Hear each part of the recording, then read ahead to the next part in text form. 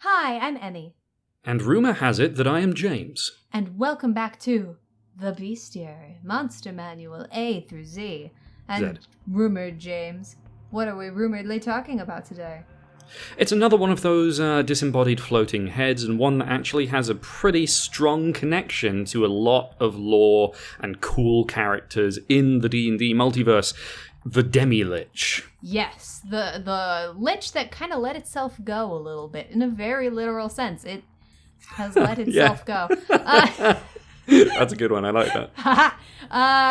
So this is a lich that either on purpose or not has forgotten to feed its phylactery. So a lich is required to feed souls to maintain its immortality. And if that doesn't happen, the lich doesn't necessarily die so much as it just starts to crumble and fade away.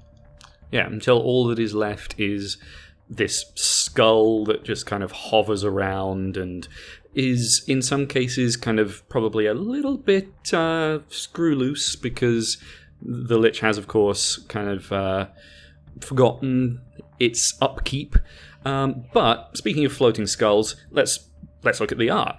Yes! This actually being, I believe, a picture of a Demilich who deliberately became one, a Serarak. And I believe that this is him because of the gems in his eyes, correct?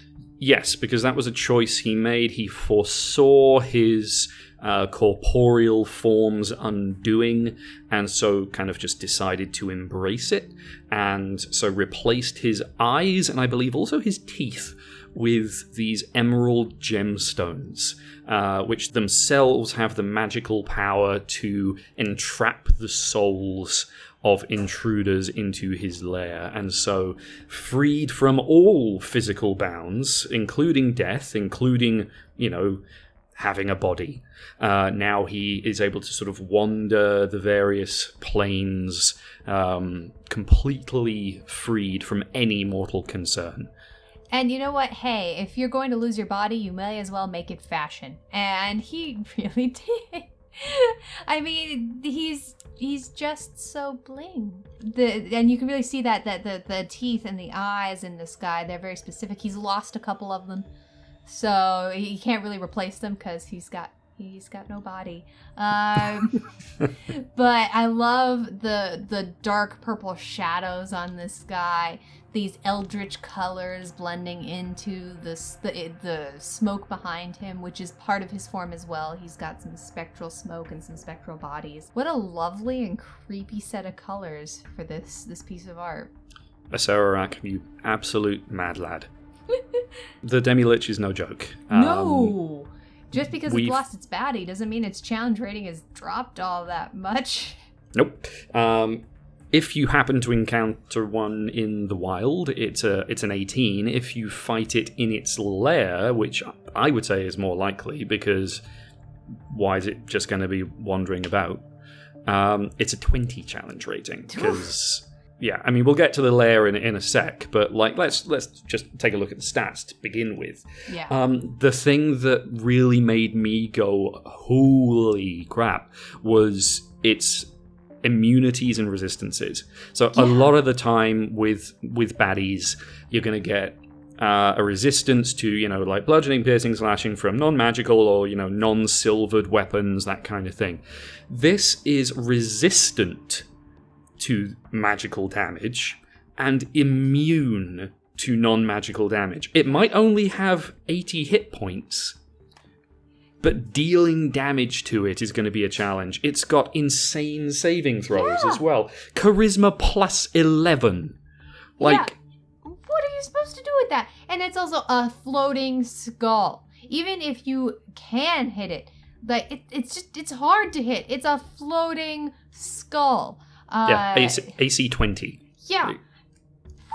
And then it's got True Sight. It's got a whole bunch of condition immunities. And then, of course, it has the very standard Lich stat of, unless you destroy its phylactery, this guy's not going anywhere. So like you're saying, sure, 80 hit points. Yeah, it's a real pain to hit. It's immune to a whole bunch of things. But 80 hit points, that's not much more than... I mean, almost certainly most of the characters in the room are going to have more hit points than that. But good gravy. This guy's just gonna come back. So why even bother trying to kill this guy unless you want to be doing this 3 days later? Yeah, and as most smart DMs will know, if you're running a Lich, if you're running a Demilich, you are running... again, these are probably going to be high-tier bad guys, maybe even your big bad, depending on the campaign. Certainly a Serarak, I believe, spoilers ahead, is the big bad of your Tomb of Annihilation campaign.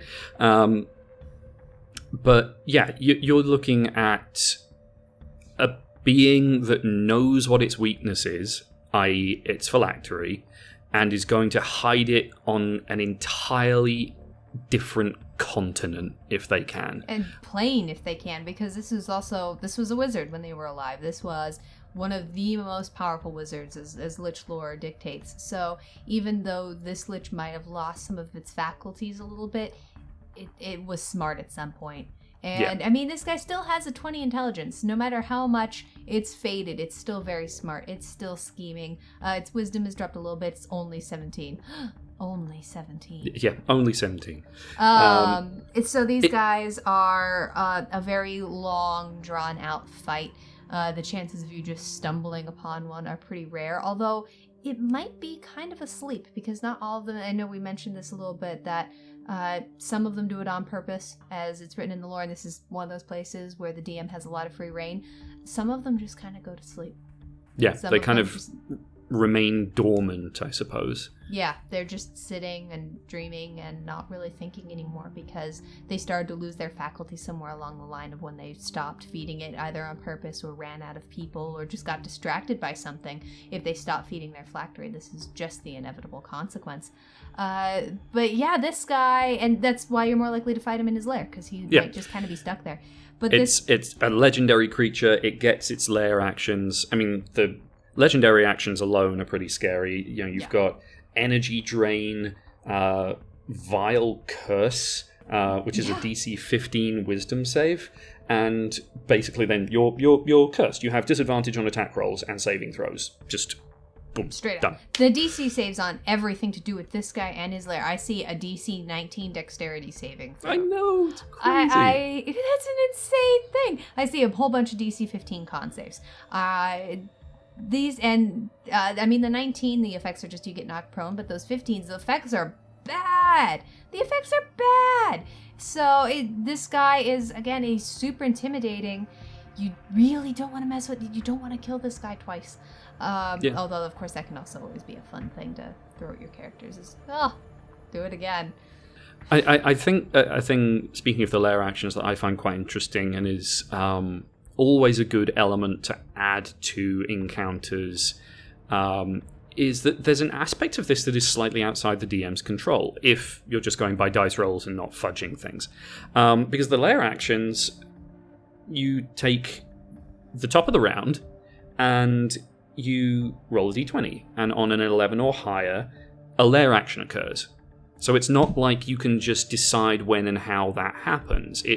And I think that element of randomness is perhaps that slightly more chaotic element of the Demilich as opposed to the Lich. It has lost a little bit of its reason and its logic.